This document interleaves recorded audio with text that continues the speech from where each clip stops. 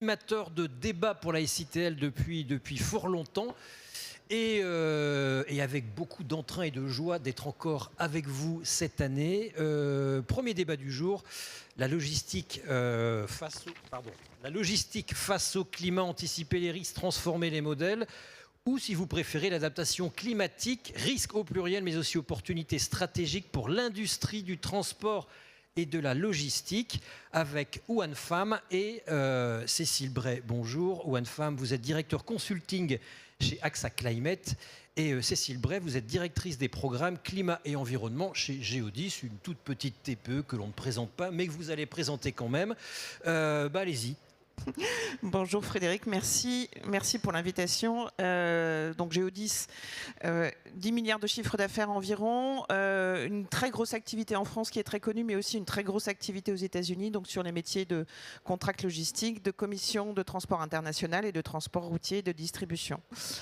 Donc je travaille chez Geodis depuis plus de 20 ans et je dirige les programmes climat depuis 2010 maintenant. Et depuis 3 ans, nous travaillons et nous avons travaillé avec AXA Climate sur comment s'adapter aux effets du changement climatique et c'est l'objet de notre discussion ce matin. Ouane Pham, AXA Climate, dites-nous tout, c'est quoi? C'est un gros cabinet de consulting en matière d'adaptation climatique? On pourrait presque le dire. Mais on ne va pas le dire. En fait, on travaille quand même avec la moitié du CAC 40. Aujourd'hui. Donc effectivement, on a eu une belle croissance. J'ai créé cette équipe de conseil chez AXA Climate il y a presque 6 ans. Et effectivement, le métier d'assureur suppose également de travailler sur la prévention. Et assez naturellement, au sein d'une filiale qui s'appelle AXA Climate, on a créé une activité de conseil pour des entreprises, pour leur apporter des conseils en cartographie des risques, et également sur les plans d'action. Et donc on va parler aujourd'hui d'adaptation, adaptation des sites industriels, des sites logistiques, mais également transformation des business models. Là, messieurs, vous levez la main si vous avez une question, n'hésitez pas à réagir. Question à vous deux. Parler d'adaptation climatique, c'est un constat d'échec parce qu'on ne peut plus atténuer ou c'est autre chose? Adapter le secteur de la logistique, c'est quelque chose et des transports est quand même un sujet extrêmement important. L'Agence européenne environnementale parle d'un chiffre de 7 à 20 milliards d'euros d'impact économique par an d'ici 2050 sur le secteur des transports et de la logistique. Du changement climatique, conséquences directes et indirectes sur la logistique. Exactement. Donc toutes les pertes de dommages matériels, mais les pertes économiques également. Il faut savoir que... par exemple, dommages matériels, ça peut être quoi? Et dommages matériels, c'est juste lié à la chaleur ou c'est autre chose? On va en parler plus concrètement avec les cas d'usage de Geodis. Mais pour faire simple, vous avez à la fois les problématiques d'inondations qui peuvent détruire des entrepôts logistiques ou également des impacts sur les conditions de travail. Mais ça, je crois que Cécile va en parler beaucoup plus longuement. Donc oui, c'est une nécessité parce que l'ordre de grandeur économique suppose qu'il va falloir absolument prendre en compte ces risques climatiques si vous ne l'avez pas déjà fait. Je reviens sur le sujet de l'atténuation. Il est extrêmement important. Est-ce qu'il faut choisir entre adaptation et atténuation?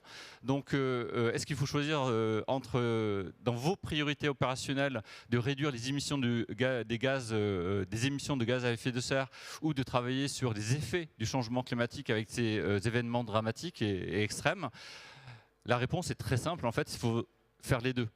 Il faut faire les deux parce que l'atténuation est la cause principale, unequivocal en anglais, donc unequivoque, qui est à l'origine de ces phénomènes extrêmes climatiques. Donc sans réduction des émissions de CO2, on n'a pas de transformation durable de nos sociétés et de réduction durable des impacts du changement climatique. Et vous y êtes tenu avec la CRDS, avec les scopes 1, 2, 3, etc. Avec la CSRD, oui. La CSRD, pardon, excusez-moi. Effectivement. J'ai tout mélangé. Mais alors, je vais aller même au-delà de ça, c'est que c'est même pas un arbitrage entre atténuation versus adaptation. On est dans un monde aujourd'hui qui s'appelle un monde de polycrise, avec une multitude de crises à très court terme. Mais vous-même, dans le secteur des transports, de la logistique, vous êtes impacté aujourd'hui, il me semble, par les risques géopolitiques, une crise énergétique qui est déjà bien installée. Et donc, une question légitime que vous ne m'avez pas posée, c'est par rapport à tous ces risques très court terme, comment arbitrer sur des sujets climatiques qui sont au long cours? En fait, la réponse, c'est que ça va être une question de survie. Ça va être une question de continuité d'activité pour des entreprises familiales, pour la plupart de ceux qui travaillent dans les transports. Et donc c'est quelque chose qui est tout aussi important que des sujets de crise énergétique malheureusement. Donc il faut bien faire tout à la fois. Ça paraît important, mais ça l'était moins avant. Aujourd'hui, le changement climatique, les atteintes à l'environnement, pour faire court, sont devenues un risque réel, mesurable, financé, finançable au sein des entreprises, du monde des entreprises. Alors, il est tout à fait mesurable d'un point de vue financier. Nous, on travaille beaucoup sur des missions de quantification financière des impacts du changement climatique. Mais au-delà des dommages matériels, on va regarder également la partie des pertes économiques, donc les continuités d'activité. Il faut savoir que pour donner des exemples concrets, on a par exemple en 2021 des inondations majeures qu'on a eues en Allemagne. En Allemagne, oui. D'abord en Allemagne et en Belgique, qui ont créé des perturbations logistiques pendant plusieurs jours, voire plusieurs semaines. Et on était sur des crues centennales. Plus proche de nous, dans le Pas-de-Calais, on a eu des crues centennales. Alors, fin 2023. Fin 2023, début 2024. Oui. Exactement, à 3 mois d'intervalle. Je voulais vous proposer, Frédéric, qu'on ait une session un peu interactive avec la salle, parce qu'il est 10h du matin, et je voudrais vous réveiller un tout petit peu. On va voir. Qui connaît la définition dans cette salle de la période de retour d'une crue? Période de retour, une crue centennale. Est-ce que vous savez ce que c'est qu'une crue centennale? Bonne question de statistique, d'interprétation des statistiques. Soyez pas timide, hein, je ne vais pas vous donner le micro. Madame, vous avez presque levé la main là. Est-ce qu'on peut avoir le micro dans le public, s'il vous plaît? Non, plus sérieusement, une crue centennale, ce n'est pas une crue qui arrive tous les 100 ans. Vous savez, on parle de la crue centennale sur Paris. Une crue centennale, c'est une crue avec une période de retour de 100 ans. C'est en fait une probabilité d'une chance sur 100 que ça arrive chaque année. Donc aujourd'hui, ce qui s'est passé dans le Pas-de-Calais, allez-y. Allez-y. Non mais a priori vous avez déjà répondu. Donc... Mais c'est la définition que vous aviez. Non, mais, elle vous surprend. Non, moi je pensais que c'était en référence une fois par de siècle. ce qui s'est passé il y a un siècle et que potentiellement on pouvait avoir. En tout cas, merci d'avoir eu le courage de prendre ce micro. Merci pour le partage. En fait, une crue centennale, ce n'est pas effectivement une crue qui est arrivée il y a un siècle ou qui va arriver dans un siècle. C'est dans les définitions des assureurs. C'est une crue qui peut arriver chaque année avec une chance sur 100. Ce qui s'est passé dans le Nord-Pas-de-Calais, dans le Pas-de-Calais plus précisément, c'est 2 crues centennales qui se sont passées à 3 mois d'intervalle. Donc en fait, c'est une chance sur 100 que ça arrive en 2023, et il n'y avait qu'une chance sur 100 que ça revienne en 2024. Donc c'est une fois sur 100 fois une fois sur 100, donc une chance sur 10 000 que ça se produise d'affilée. Et c'est bien ce qui est arrivé. Et donc en fait, en termes de cartographie des risques, et pour répondre à votre question Frédéric, oui, on peut cartographier ces risques-là, et donc il faut définir un peu ce que nous on appelle le risque acceptable, et notamment pour une PME familiale qui a un seul site qui est sa survie financière. Est-ce qu'il faut la protéger par rapport à des risques de crues centennales? Il me semble que ça peut valoir la chandelle s'il y a une logique de transmission et de durabilité dans le temps. En l'occurrence, le changement climatique via l'accélération du cycle de l'eau bouleverse les calculs de probabilité qui ont déjà abouti au fait que des assureurs refusent aujourd'hui d'assurer par exemple des digues qui protègent les villes sur certains littoraux parce que les assureurs estiment que les digues n'ont pas été suffisamment entretenues, donc augmente le risque d'avoir un dégât. Concrètement, chez Geodis, comment ça se passe? Est-ce que vous sentiez soumis au risque du changement climatique? Est-ce que c'est venu progressivement et comment vous avez travaillé avec votre voisin? Alors il y a eu plusieurs étapes. La première chose, c'est qu'on a fait, comme beaucoup d'entreprises, une analyse de matérialité. Donc on a interrogé nos parties prenantes. Quels sont les risques majeurs auxquels nos métiers sont confrontés, et donc l'adaptation aux effets du changement climatique faisait partie des risques majeurs. Donc c'est la raison pour laquelle on a fait une première étape qui était d'évaluer quelle était l'exposition de nos activités. Donc quand on parle d'exposition de nos activités aux effets du changement climatique, quels sont les effets qui potentiellement peuvent nous impacter. Donc Ouane a beaucoup parlé des inondations. On a également une augmentation de l'intensité et de la fréquence des vagues de chaleur, une augmentation des glissements de terrain, de la fragilité des sols, une augmentation du niveau de la mer. Donc confronté à tout, quoi. On est confronté. Alors, on a fait l'étude pour voir justement quels étaient les impacts les aléas climatiques auxquels nous sommes confrontés. Et donc, 2 impacts sont ressortis de cette première étude. C'était effectivement augmentation de l'intensité et de la fréquence des événements pluvieux et vagues de chaleur. Sur base de ces premiers résultats, on a fait des visites de sites, mais vraiment très opérationnelles, en regardant, voilà ce que nous dit l'étude théorique, opérationnellement sur ce site, est-ce qu'on est préparé à ce type d'événement? Est-ce qu'il faut qu'on s'améliore sur la préparation et est-ce qu'on est véritablement vulnérable? Donc typiquement, localement, on peut avoir dans une région des sites qui sont exposés aux mêmes aléas, donc on peut parler de vagues de chaleur. Un site qui va être un site qui est très ancien va être une passoire thermique, donc on va avoir des impacts très forts sur les conditions de travail de nos collaborateurs. On va avoir des impacts très forts sur la productivité aussi. Alors on sait très bien que les conditions de travail, quand on doit décharger un container dans un entrepôt, s'il fait 40 degrés à l'extérieur, la productivité, les conditions de travail et les risques pour la santé de nos collaborateurs sont très très forts. Sachant que le décret chaleur a modifié la réglementation du travail en la matière. Oui, on a dans l'obligation en France, depuis 2025, de mettre en place un certain nombre de mesures. Donc quand on va regarder la vulnérabilité de nos sites par rapport à ces vagues de chaleur, on va avoir des sites ou des activités qui sont très bien préparées et on va avoir des sites sur lesquels il y a des choses à mettre en place, adapter les conditions, les horaires de travail, mettre en place, par exemple sur les vagues de chaleur, des systèmes pour refroidir. Et ça va vraiment dépendre à la fois de l'activité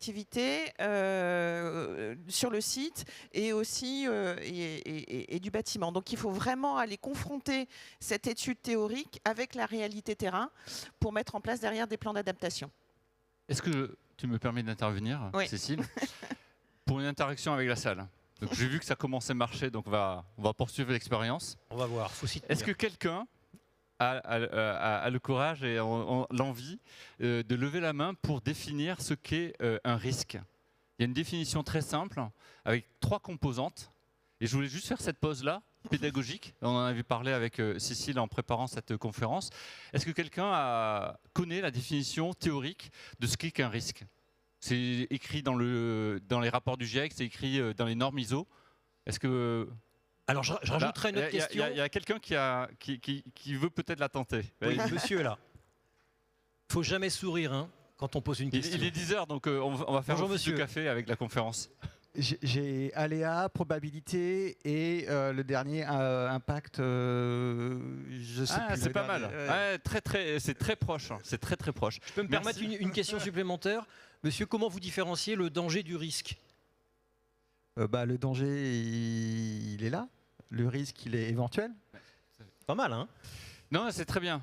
C'est très bien. Merci. Merci d'avoir joué le jeu. La définition classique dans les normes ISO et dans les rapports du GIEC, c'est aléa combiné avec exposition et combiné avec vulnérabilité égale risque. Si vous avez et les impacts, ce sont les conséquences avérées de ce risque. Donc l'aléa, là, nous, on va parler d'aléas qui sont, ça peut être des aléas cyber, ça peut être des aléas de conflits géopolitiques. Nous, on parle d'aléas climatiques. On a parlé de température, on a parlé notamment d'inondations. Mais en fait, il va vous impacter que si vous êtes exposé. Exposé, c'est si vous êtes géographiquement à un endroit où il y a ce risque, où il y a cet aléa qui s'exprime. Est-ce que vous êtes en zone inondable, par exemple? Est-ce que vous êtes dans des endroits où vous avez des vagues de chaleur, donc une exposition géographique? Ce qui est important dans ce que tu as dit, Cécile, c'est qu'il y a aussi de l'exposition humaine. En fait, on oublie souvent que derrière toutes nos activités, l'industrie des transports et de la logistique, malgré la robotisation et l'automatisation, il y a quand même des hommes et des femmes qui travaillent dans ces entrepôts aujourd'hui. Et peut-être de moins en moins, mais il y en a toujours. Et le fait d'avoir une présence humaine accroît le risque parce que vous avez une exposition humaine.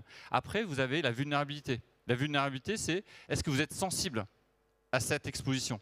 Notamment, si vous avez des murs de soutènement qui protègent l'ensemble de votre site, vous êtes plus ou moins vulnérable à l'inondation. Si vous avez des entrepôts qui sont à température régulée, ben vous n'êtes pas le personnel qui travaille dedans n'est pas exposé aux canicules puisqu'ils sont dans des conditions de climatisation et de température régulée.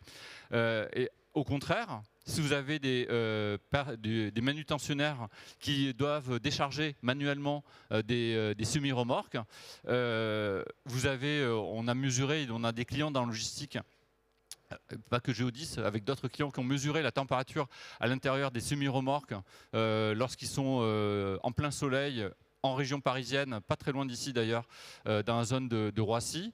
Quand il fait 38 degrés à l'ombre, donc la température que vous avez à la météo à Paris, il peut monter jusqu'à plus de 50 degrés dans un semi-remorque en plein soleil.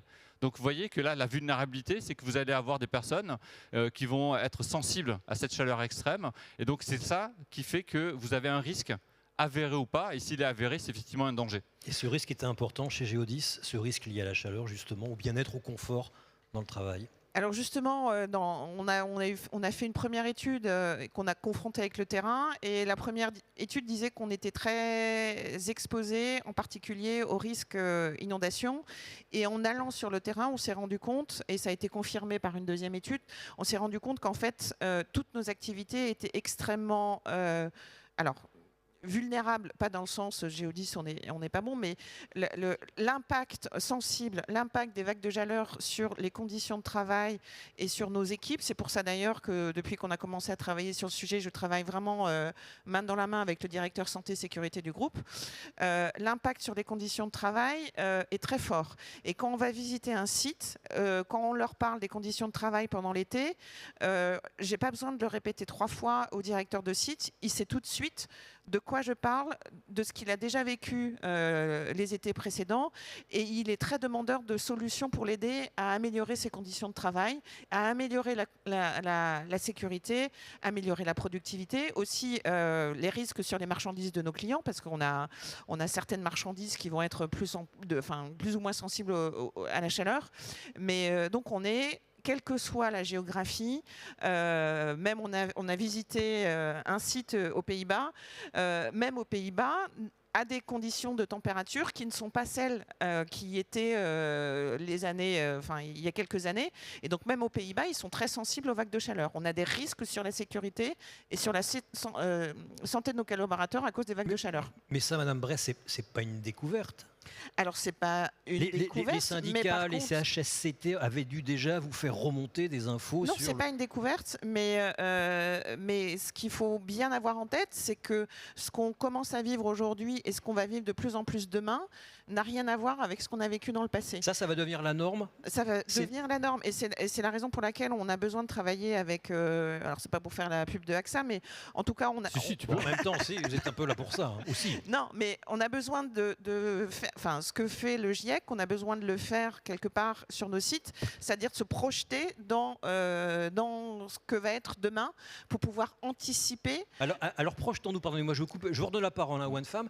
Si vous vous projetez, si Geodis se projette, donc il y a un GIEC chez Geodis, je reprends vos termes, est-ce qu'il y a des sites demain que vous devrez peut-être fermer, que vous devrez sous-utiliser ou totalement transformer parce qu'ils ne seront plus adaptés à un climat totalement nouveau ou simplement à la résistance humaine ?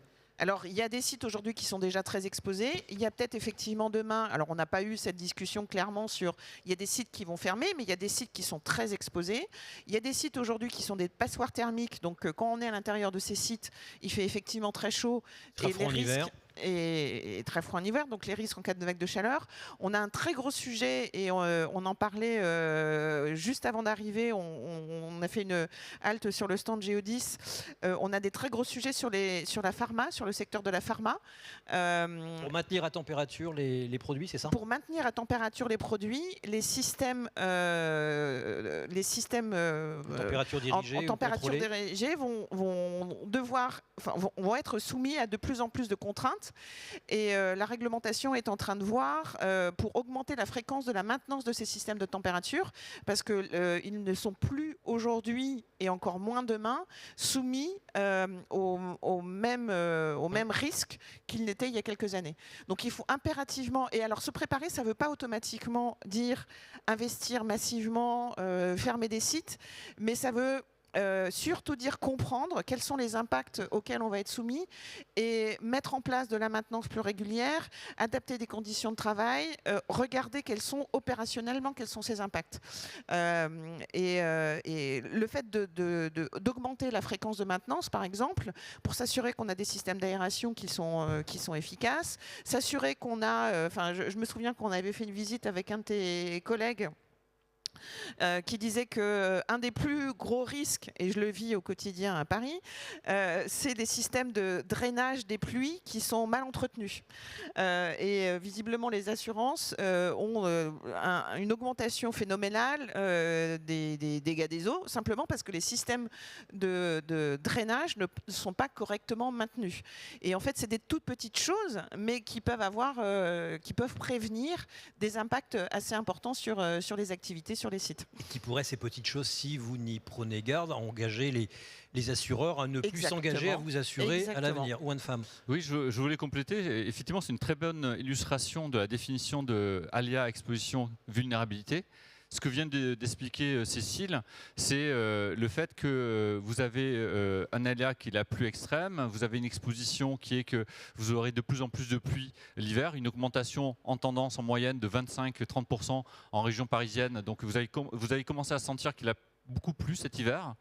Ben, ça va être des new normals, donc ça va être des nouveaux normaux climatiques, effectivement. Et ce qu'expliquait justement Cécile, c'est que a priori, même si vous n'êtes pas en zone inondable, vous êtes en risque d'avoir un toit qui s'effondre à cause d'un épisode pluvieux, parce que vous êtes vulnérable à cause d'une défaillance humaine, qui est le drainage des systèmes de canalisation d'eau pluviale. Donc c'est vraiment comprendre que la vulnérabilité est une vulnérabilité qu'il va falloir regarder de manière très précise, très locale et spécifique. Je voulais juste rajouter une chose. Après, il y aura une question dans le public, allez-y. Oui, je finis juste et après je vous donne la parole, mais ravi que ce soit interactif. En tout cas, je voulais juste, par rapport aux nouveaux normaux, les new normals, c'est important de comprendre que vous allez avoir une exposition climatique que vous n'aurez jamais expérimenté par le passé. C'est ce que nous, on fournit comme données quantitatives projetées à 2030 et à 2050 à tous nos clients, y compris à Geodis. Et donc, on va projeter, par exemple, des extrêmes climatiques. L'idée, c'est qu'on parle, par exemple, d'un PNAC d'une France à 4 degrés. Une France à 4 degrés en 2100. Le Programme national d'adaptation au changement climatique. Le PNAC, pardon, est Plan national d'adaptation au changement climatique. Plus 4 degrés à Villepinte, honnêtement, c'est pas désagréable. Sauf que c'est plus 4 degrés en moyenne. Sauf que c'est plus 4 degrés en moyenne et que la courbe, la distribution de température fait que les extrêmes de température, nous, on a des modèles climatiques parmi ceux qui sont les plus pessimistes, mais c'est projeté scientifiquement. Parmi les plus pessimistes, le Paris à 50 degrés existe dans les modèles climatiques en 2050. Ce n'est pas une théorie, ce sont des projections. Et je ne dis pas que ça va arriver au 1er janvier 2050. Mais c'est en train d'arriver. Ou le 1er août 2050. Mais en tout cas, ça fait partie des modélisations climatiques et donc c'est dans le champ des possibles. Et donc, l'idée de se préparer au changement climatique, c'est de pouvoir réduire cette vulnérabilité. Réduire cette vulnérabilité, c'est de connaître son mode de fonctionnement, ses opérations. Ce n'est pas que ses bâtiments, c'est ses modes de travail également. Et se préparer en fonction de la criticité de ces sites, à des conditions peut-être plus extrêmes qu'une tendance en moyenne. Ouais. Voilà. Je voudrais juste rajouter un point, c'est parce que on parle de projection à 2050, mais on a déjà aujourd'hui des impacts sur nos activités. On a des grosses activités aux États-Unis, on a des sites qui l'année dernière étaient très proches des feux de Los Angeles. Ça a directement impacté nos activités. Alors on n'a pas de site qui a brûlé, mais ça veut dire qu'on a des collaborateurs qui n'arrivent pas à se rendre sur leur lieu de travail. On a des poussières liées à cause des feux, et donc on a des impacts sur les opérations. On a des inondations qui arrivent effectivement, des épisodes de pluie intense qui arrivent tous les ans. Donc en fait, c'est même pas 2050, c'est déjà aujourd'hui, on a eu des chiffres qui ont été publiés par l'Organisation météorologique mondiale qui dit qu'on a les 11 dernières années les plus chaudes depuis la période pré-industrielle. Et en fait, les événements sont déjà là aujourd'hui. Et donc, c'est pas se projeter à 2050, c'est vraiment agir aujourd'hui sur les opérations sur le terrain pour préparer, anticiper ces risques et donc assurer une meilleure productivité, une continuité des opérations et assurer la santé et sécurité de nos collaborateurs. Je confirme vos propos, hein, moi ça fait une 20... Oui. Allez-y. Allez-y, monsieur. Oui, bonjour, Thomas Steinmüller d'Afiloc, c'est l'association qui s'occupe des immobiliers logistiques et on fait des études sur ces sujets. Alors, je suis tout à fait d'accord, 2050, c'est aujourd'hui, parce qu'on discute de ces sujets-là, mais la crise économique est là depuis 4 semaines. Elle est très immense. Alors là, il faut voir aussi sont les conséquences, il faut être préparé. Mais ce que je voulais dire, on fait des études concernant les inondations et on a réfléchi de faire un réservoir sous les immobiliers logistiques de l'eau. Alors si on a une plateforme de 50 000 mètres carrés, si on mettrait seulement 1 mètre de profondeur, seront 50 000 mètres cubes de réservoir. Et ça, c'est quelque chose qui est très intéressant. On a pris ça, par exemple, de Tokyo, qui a fait un système contre les vagues qui appartient avec les typhoons. Ils ont un système de cathédrale sous la ville pour reprendre les eaux. Et on pourrait le faire ici aussi en Europe. On a les capacités, c'est cher, mais on peut le faire. Et avec le climat, c'est une autre étude qu'on fait, c'est d'aller en profondeur. Parce qu'en profondeur, on a moins de chaleur et en plus de sécurité. C'est-à-dire de faire des entrepôts creusés finalement des entrepôts qui sont dans la terre. Dans la terre, sous terre. Et c'est un événement qui se passe aussi dans les data centers parce que là, ils ont aussi le problème de cooling. Et là, on voit qu'à une profondeur de 20 mètres, on a une température stable de 12 degrés, je crois. Alors là, il faut si c'est vraiment profond, oui.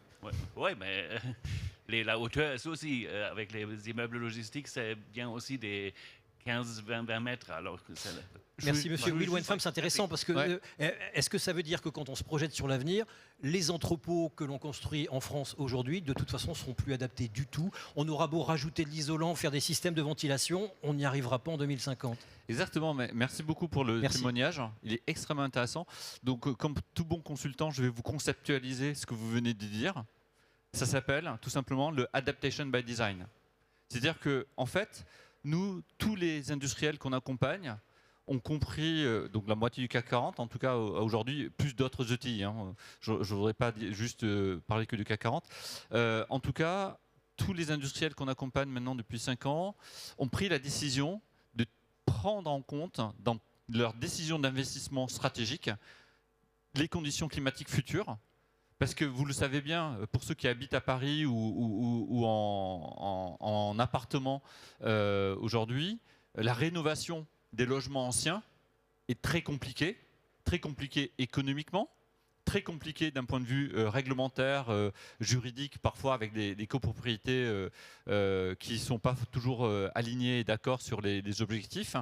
Et par contre, ce qui est un consensus, c'est que quand on doit investir dans un nouvel entrepôt, on a la possibilité, marginalement à un coût très limité, voire même à coût identique, de prendre en compte des matériaux bioclimatiques, de prendre en compte de la ventilation naturelle, de prendre en compte ce que vous dites, hein, de faire des bassins de rétention, des aménagements par exemple de zones humides qui vont absorber, par exemple désimperméabiliser les parkings qui sont tout autour des entrepôts logistiques, permettre d'absorber et avoir une protection beaucoup plus durable contre les plus extrêmes. Donc l'adaptation by design est quelque chose qui est effectivement un consensus de tous les acteurs aujourd'hui. C'est toute rénovation majeure ou toute construction de nouveaux sites stratégiques, ça coûte marginalement quasiment peut-être quelques pourcents en plus en capex, mais en termes de bénéfices, c'est majeur. Donc le rapport coût-bénéfice est extrêmement favorable. Vous dites tout le monde est d'accord, mais je reprends ce que vous disiez, monsieur. Est-ce que tout le monde est d'accord jusqu'à ce qu'il y ait une guerre en Iran, jusqu'à ce qu'une crise s'installe? Est-ce que tout ça, c'est pas de l'ordre de... Bah, c'est toujours pareil, hein, fin du monde ou fin du mois. Est-ce que voilà, ces beaux objectifs, cette stratégie d'adaptation, elle n'est pas mise à mal dès lors que l'argent ne rentre plus, qu'on a peur d'une crise, ou quand même au sein de l'actionnariat des entreprises du CAC 40 que vous suivez, oui, le climat fait partie des choses à prendre en compte comme d'autres paramètres économiques, macroéconomiques. Très bonne question, Frédéric, merci. Pour y répondre, je vais utiliser une métaphore assez simple. J'ai un grand frère qui habite aux États-Unis depuis 25 ans, qui a eu 2 enfants. Dès leur naissance, il a ouvert un compte épargne pour financer les études universitaires vaut mieux aux de ses enfants. En fait, j'utilise cette métaphore. Pourquoi? Parce qu'en fait, l'adaptation climatique, ce que vous êtes en train de me dire, c'est est-ce que c'est prioritaire par rapport à d'autres sujets? Oui, il doit également faire face à d'autres aléas de la vie, notamment l'assurance maladie aux États-Unis qui est un peu défaillante, donc qui a été privatisée. Donc chacun doit décider de son rapport risque et confort de vie. Par rapport à l'adaptation climatique et face à des risques, des chocs très court terme, comme la crise énergétique, est-ce qu'il faut s'arrêter de se préoccuper d'adaptation climatique? Moi, ma réponse, c'est que évidemment que non. Il y a bien sûr une réalité. J'ai été DG de TI avant de rejoindre AXA Climate auparavant. Vous me diriez aujourd'hui, Yuan, il faut absolument que tu travailles sur l'adaptation climatique. Oui, ma réponse serait, comme vous dites justement, non, il y a quand même la survie d'entreprise à très court terme, dans les 3 prochains mois, avec cette hausse très importante des coûts d'énergie, ces chocs géopolitiques qui aboutissent à une crise économique globale. Donc oui, il y a quand même des urgences à très court terme. Par contre, il faut que vous montiez la main sur le micro. La mettez pas sur l'antenne. Mais par contre, ce qui est très important, c'est de commencer à réfléchir à votre stratégie d'adaptation à long terme. J'ai pour exemple des PME qu'on a accompagnées à la demande de grands groupes de luxe. C'était des fournisseurs de rang 1 qui sont exclusifs pour ce grand groupe de luxe français. Et donc pour ce grand groupe, comme c'est un fournisseur exclusif, il était absolument crucial de sécuriser la logistique et l'approvisionnement de certaines matières. Et c'est une PME qui est dans le centre de la France, à Brive-la-Gaillarde. C'est une des entreprises la plus avancée qu'on ait rencontrée en termes d'adaptation climatique. Elle a priorisé de travailler sur des plans de continuité d'activité depuis une dizaine d'années, avant même la CSRD, avant même qu'il y ait des contraintes venant de la réglementation européenne, mais dans une stratégie de durabilité et de gouvernance familiale. Et donc vous voyez qu'en fait, il n'y a rien de contradictoire. On peut tout à fait avoir une stratégie de résilience climatique à long terme, le mettre dans l'agenda et dans une feuille de route à travailler sur le long cours, tout en ayant à gérer, bien sûr, la trésorerie trimestrielle ou même mensuelle d'une PME. Enfin, on l'entend quand même, s'adapter au changement climatique, atténuer le changement climatique. Je vous fais une grosse caricature, ça voudrait dire électrifier le transport routier, mais en même temps, ça a un coût. Pour l'instant, on a besoin du diesel, et là, le diesel va augmenter. Alors, qu'est-ce qu'on fait? On demande au gouvernement de nous soutenir, ou alors, au contraire, on surinvestit sur l'électrique. Le pari, il est difficile, et les gens qui font ce pari, de toute façon, risquent de perdre leur chemise. Mais ce sera un débat après. Il y aura une question là. Allez-y, Cécile.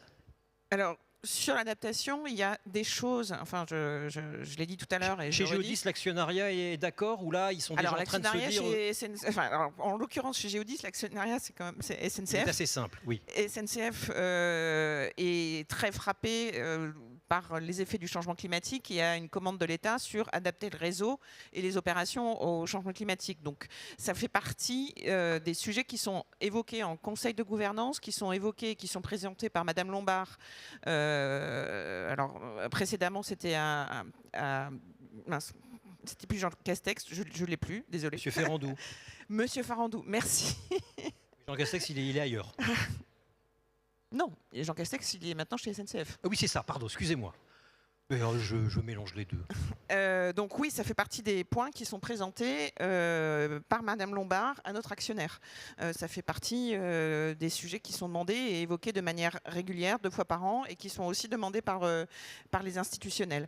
Ce que je voulais dire, c'est qu'effectivement, sur le long terme, on a inclus les critères d'adaptation dans les décisions d'investissement. On a des comités d'investissement, donc on a des questions systématiquement sur est-ce que le site est très exposé, comment le site est préparé par rapport aux effets du changement climatique. Après, à court terme, il y a des choses qui peuvent permettre, qui sont aussi une opportunité, qui peuvent permettre de garantir la continuité des activités, qui ne sont pas nécessairement des choses qui sont extrêmement coûteuses, qui peuvent permettre de garantir la continuité des activités, qui peuvent permettre de protéger nos collaborateurs, de garantir la continuité des opérations. Donc l'adaptation, il y a des gros sujets d'infrastructure et structurants, mais il y a aussi des choses qui sont faisables aujourd'hui à court terme, qui n'ont pas des impacts financiers extrêmement Et en tout cas, ça coûte importants. moins cher que la non-adaptation. Exactement. Ouais, je vais rebondir sur ça. Je vais Après, faire il y aura mon- une question dans le public. Je vais faire mon métier de consultant avec quelques concepts, parce que je vois que vous prenez des notes, donc peut-être que c'est intéressant ce que je vais vous partager. En fait, ce que tu mentionnes, c'est ce qu'on appelle l'adaptation organisationnelle. Donc en fait, vous avez le hard adaptation, donc tout ce qui est investissement avec du capex, mais vous avez également le soft adaptation. Donc c'est toutes les mesures organisationnelles. Par exemple, on peut aussi citer les systèmes d'alerte précoce qui permettent d'anticiper le fait que vous avez des routes, des régions qui sont inondées, et donc éviter de faire prendre des risques à des transporteurs qui sont donc vos salariés ou des sous-traitants avec le devoir de vigilance. On a également plutôt que construire des murs de soutènement, vous avez une action très simple en termes d'adaptation organisationnelle, c'est aller voir la communauté de communes, la questionner, la challenger. Vous avez des élections municipales qui viennent de se passer et les challenger sur quoi? Sur le PCAET. Juste un sondage là, pour continuer à vous réveiller. Est-ce que quelqu'un connaît le nom PCAET? Ah, super. Monsieur sait. Plan climat, Air, énergie des territoires. C'est un dispositif réglementaire obligatoire. Et dans ce dispositif réglementaire obligatoire, vous avez un volet adaptation. Très peu de communautés de communes l'ont explicité parce qu'ils n'ont même pas fait l'étude de vulnérabilité. Ils vont vous dire, ah oui, il y a un peu de risque d'inondation, ah oui, il va faire très chaud. Donc ils ont fait de l'exposition. Mais ils n'ont pas regardé s'il y a des zones majeures d'exposition humaine. Pour ça, normalement, ils le font parce qu'il y a des zones résidentielles, mais toute l'activité économique n'a pas été mappée en termes de vulnérabilité économique, par exemple. Voilà, tout ça pour dire que les mesures organisationnelles, ne serait-ce que d'aller voir les parties prenantes en charge de ces mesures de protection, sont également des choses que nous préconisons avant même de construire un mur de 2 mètres autour de votre site. Alors, juste une info, hein, en région Occitanie, sur la région couverte par l'agence de l'eau Adour-Garonne, il y a des études de vulnérabilité au risque de pénurie d'eau pour le monde de l'entreprise qui sont en cours, des diagnostics conduits notamment par la CCI. Pourquoi? Parce qu'il y a des communes il y a des préfets qui en 2022 et 2023 ont fait des restrictions d'eau qui se sont appliquées aux industriels, et parce qu'il y a des communes un peu partout en France, mesdames, messieurs, qui, dans leur permis de construire, dans leur PLU, leurs plans locaux d'urbanisme, ont levé des permis de construire parce qu'ils estimaient qu'ils n'auraient plus assez d'eau à cause du changement climatique pour accueillir de nouvelles entreprises. Et ça a été validé par le Conseil d'État. Donc même l'eau devient un actif à surveiller qui n'est plus la manne divine que l'on croyait, la manne divine pas chère. Donc ces études, effectivement, de vulnérabilité s'appliquent aussi à l'eau aujourd'hui, en particulier dans la région où c'est le plus problématique, en Occitanie. Monsieur, j'étais un peu long, pardonnez-moi. Bonjour. Non, pas de souci. Bonjour. Alors, William Deneuve, conseiller transition écologique à la CCI. On m'a fait une super introduction. Justement, on parlait PCAET, démarche climat. On sait aujourd'hui que ça reste quand même des démarches assez volontaires des entreprises, les plans climat. Nous, on accompagne aussi les entreprises dans ces démarches-là. On sait aussi que les assureurs sont sur le sujet et sont les premiers un petit peu à se rendre compte des problématiques que ça va engendrer dans le futur. Moi, ma question, c'est est-ce qu'à l'avenir, on peut imaginer que justement les assureurs vont attendre les entreprises de manière un petit peu plus forte à se prémunir justement des problématiques climatiques et à avoir des démarches d'adaptation climatique? C'est une très bonne question. J'ai une réponse très simple. C'est nous, chez AXA Climate, on est une filiale à 100% du groupe AXA. On est une toute petite entreprise. Effectivement, on n'est que 250. L'équipe de conseil, c'est une cinquantaine de personnes. Moi, je dirige l'équipe de conseil dédiée aux entreprises et en particulier à l'industrie. Donc, on est tout petit. On est une goutte d'eau par rapport à tous ces enjeux. Par contre, ce que nous, on constate à l'intérieur du groupe AXA, pour parler de ce que je connais. En fait, on a vu une évolution très importante. On compte, on surveille de manière très précise toutes les communications publiques de notre CEO, de notre PDG Thomas Buberl. Donc c'est mon N+3, peut-être N+5, je ne suis pas très bien dans mon organisation. En tout cas, ce qu'on voit, c'est qu'il parle énormément aujourd'hui d'assurance et d'adaptation. Et donc en fait, on a vu apparaître dans ses prises de parole publiques, sur LinkedIn notamment, de sa directrice de communication et de la sustainability, donc Ulrike Decken, qui parle énormément à la fois de l'assurance et de la prévention / adaptation. Parce que finalement, dans le métier d'assureur, vous connaissez dans l'automobile, c'est très important de regarder bien sûr l'assurance, d'être bien assuré, mais également de faire la prévention de la sécurité routière. De la même façon, dans le climat aujourd'hui, la prévention, ça s'appellera demain, et ça s'appelle déjà aujourd'hui, adaptation climatique. Et nous, on a pu constater avec grand bonheur qu'il citait de plus en plus AXA Climate dans ses prises de parole et qu'il citait de plus en plus l'adaptation.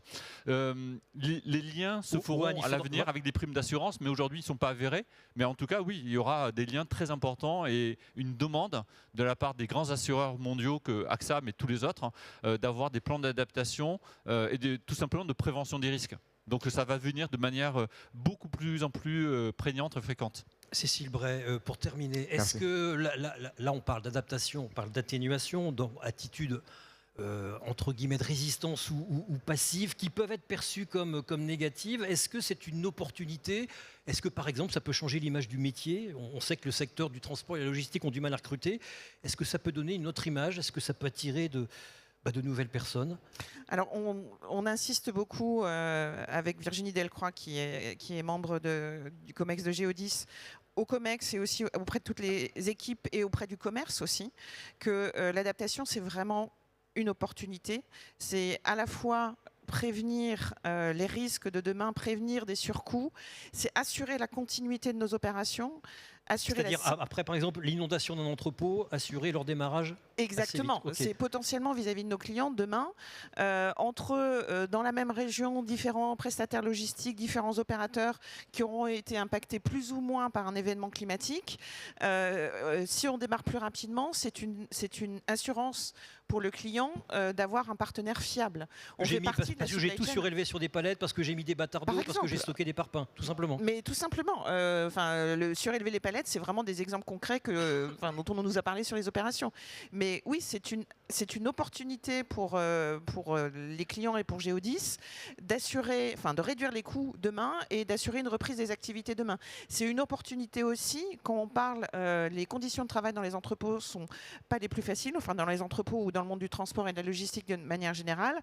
Mais c'est vrai qu'un employeur qui saura assurer des conditions de travail plus confortables, on parle quand même de travailler dans des conditions de température assez importantes. Il attirera plus qu'aux autres. Il attirera plus qu'un employeur qui offre des conditions de travail qui sont, même si elles sont dans un cadre réglementaire, sont moins confortables pour les employés. Donc c'est vraiment une opportunité pour limiter les dégâts, limiter les risques sur nos activités, attirer à la fois les clients et des collaborateurs pour venir travailler avec nous.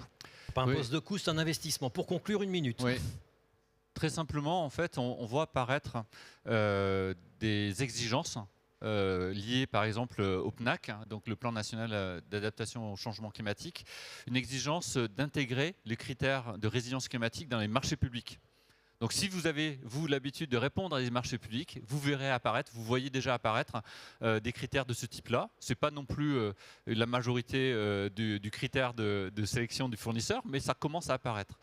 Deuxième chose, si ce n'est pas un marché public, nous on travaille avec des grands comptes qui sont parfois vos clients, donc des entreprises du CAC 40 pour lesquelles vous êtes prestataire de services, de transport ou de logistique, qui intègrent eux aussi progressivement des critères de résilience climatique climatique et qui vont demander et qui demandent déjà, parfois sur notre conseil, mais en tout cas parfois à leur propre initiative, d'avoir les plans d'adaptation climatique déjà en place, des sites de production ou des sites de stockage des produits les plus onéreux qui sont stockés par rapport à qui sont stockés par leurs fournisseurs. Le dernier exemple que je vais donner, c'est que nous depuis 1 an, nous avons mené 2 missions aujourd'hui. Auparavant, on faisait des missions de cartographie de risques climatiques, très simplement. Et là, depuis 1 an, on a mené 2 missions de performance opérationnelle en lien avec le changement climatique. Une autre mission qui était une mission de résilience stratégique en lien avec le changement climatique. Et donc on voit évoluer effectivement cette dimension beaucoup plus opérationnelle et stratégique de la résilience climatique, qui n'est plus un sujet de cartographie des risques fait par une direction risque et assurance ou pour la CSRD pour une direction RSE. On travaille nous aujourd'hui avec des directions des opérations, avec des directions industrielles, avec des directions marketing et stratégie pour pouvoir les aider à intégrer le changement climatique dans des nouveaux modèles d'affaires. Donc ça, ce sont des évolutions assez récentes depuis 1 an qu'on voit évoluer en dépit du backlash réglementaire. Donc ça n'a plus rien à voir avec une conformité de reporting ESRS E1 pour ceux qui connaissent. Je ne vais plus faire le sondage parce que l'heure est finie, mais en tout cas, c'est devenu des sujets concrets et très opérationnels pour tous les acteurs, y compris des transports et la logistique. Et ça fait faire des économies. Pour reprendre cet exemple très rapidement de l'Occitanie, les entreprises auditées s'aperçoivent qu'en faisant ce qu'il faudrait pour éviter la pénurie, elles font des économies d'eau et surtout elles s'aperçoivent qu'elles consommaient un peu trop parce qu'elles connaissent mal leur flux et leur stock d'eau et elles font du recyclage. Elles utilisent l'eau de pluie. Je pourrais vous citer plein d'exemples, mais on n'a plus le temps. Merci mesdames, messieurs. Vous pouvez rester dans la salle. Prochain débat dans 10 minutes. Qui paiera la facture verte? Eh oui, merci. Merci à vous. Au revoir. Listen.